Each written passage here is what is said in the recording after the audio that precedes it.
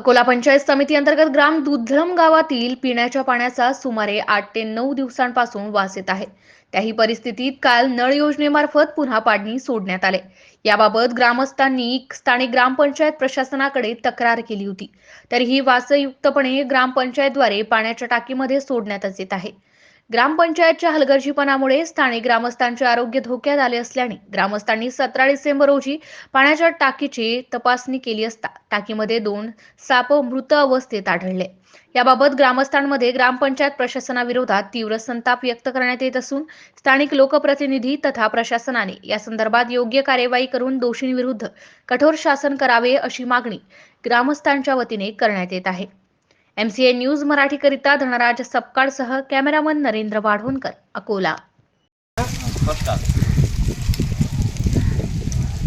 दुधलम ग्रामपंचायत तालुका जिल्हा अकोला या ठिकाणी पाण्याच्या टाकीमध्ये अनेक दिवसापासून पाण्याचा दुर्गंध असा असलेला वास येत होता।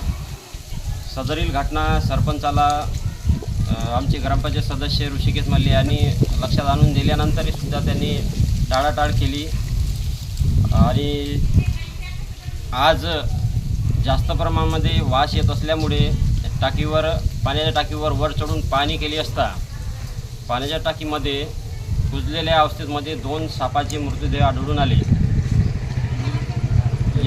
आणि सोबतच टाकीमध्ये अत्यंत वाईट प्रकारची अशी घाणसुद्धा दिसली। सदरील गोष्टीसाठी एकंदर विचार जर केला तर सरपंच आणि उपसरपंच या गोष्टीला जबाबदार असून यांच्यावर योग्य ती कारवाई करण्यात यावी ही अपेक्षा आहे। सदरील घटना आम्ही सचिव यांना कळवली असता त्यांनी बघू असे उत्तर दिलेले आहे।